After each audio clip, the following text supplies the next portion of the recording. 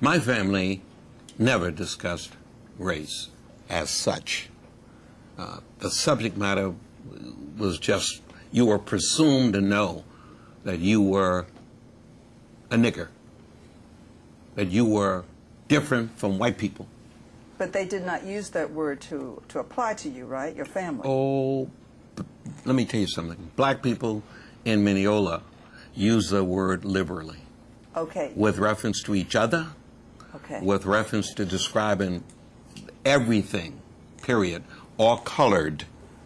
They didn't use the term Negro very much, but you got to know that there was a comfort level of using the word nigger, period, among people of color in Mineola. My grandmother, on the other hand, I think was considered crazy by white people. White people, okay. By white people. Okay. Because she would insult white people. She was really tough. They had a store run by Mr. Spates, which is where all the black people shopped, all the Negroes, all the colored people shopped. And Spates would keep the books. You didn't really pay, you just kind of, until some point when you could afford to pay. He kept the books. My grandmother was absolutely certain Spates was a thief and was cheating. And I'd go to the store with her because I had to carry whatever she got back from the store.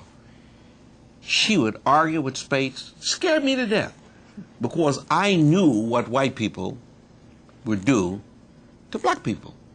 I knew what they had done to some black people.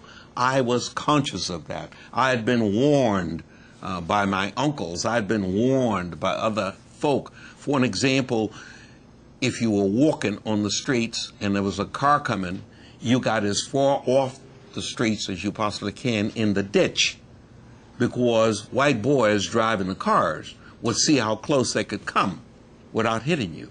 Sometimes they hit you, but nothing was done about it, of course.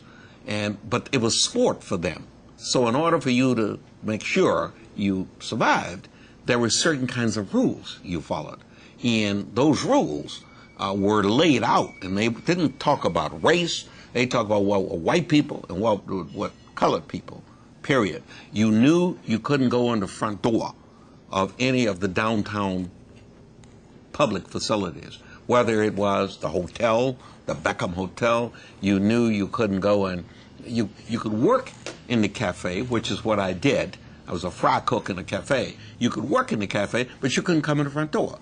And you couldn't, and there was no place for colored people to be served in these places. You was strictly out the back door if there was anything to be done. You couldn't go to the Foster Freeze. You couldn't go to the A&W. Couldn't go to the window of the A&W.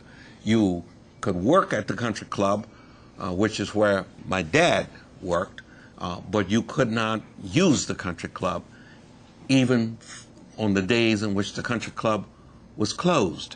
Your school had, only when I was in about the, 6th or 7th grade, did they get indoor plumbing. Otherwise, you had outdoor plumbing. It may have been later than that, and they finally built an additional unit onto the school, and there was no library, for an example. You couldn't use the city library.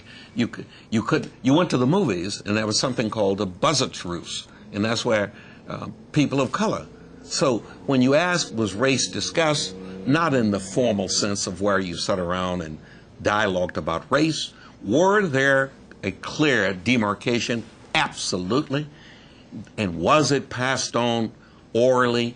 Absolutely. There was no question. You learned the rules. And the rules were reinforced in church. They were reinforced in school. They were reinforced where you worked. If you worked, they were reinforced everywhere. And there was a clear indication that white people were superior and colored people were lesser or inferior. It was so bad in terms of relationships that if somebody said something was stolen and they said, we think Otis did that, they wouldn't go looking for Otis. They would pass the word, Otis, the high sheriff wants to see you. And if Otis didn't show up voluntarily and submit himself to the high sheriff, there's no telling what might happen to him if the sheriff had to go looking for him. So seldom, if ever, did the high sheriff, who really was like judge and jury, he was everything, would come on our side of town and pick somebody up. No, you went. If something happened, you went. Now, if there was a crime committed against on a Saturday night, there was always fights between all these people of color. A lot of them at my grandmother's joint. You didn't do anything about that. I remember when my uncle took a shotgun. My uncle's son. Oh, son. No, Okay. Quincy was not a. Oh, Quincy wouldn't consider being a fighter. My uncle's son, the big guy, took a shotgun to a really mean person, and that mean person, BC, was the initials of this guy, and that's all I remember about BC in terms of his name. But somehow he got in a dispute with BC, and BC was so mean. BC may have had the reputation of having killed some people or something.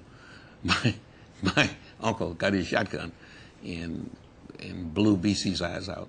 BC Whoa. ended up blind, and nothing ever happened to my uncle as a result of just black on black crime. Totally, and as he was dealing with BC, and as a matter of fact, my uncle was acknowledged by everybody for having tamed BC, so to speak. My mother, who clearly was the inspiration for these acts by my really tough uncles, a chicken, rooster, pecked me once in the temple, and it was somebody else's chicken. My grandmother went and found that chicken. Oh, no. And killed it. And dared the owner to say anything about it. So that was the way in which justice was done on our side of town, different from what it was done on the other side of town. But this town still had a lot of the Western ways. That little honky-tonk that I worked in downtown, I watched a shootout between the city policeman, Big Boy Taylor, and the high sheriff. They got in an argument over something, and the two of them pulled out their guns and killed each other right in the alley behind the honky-tonk. So everything was pretty clear-cut.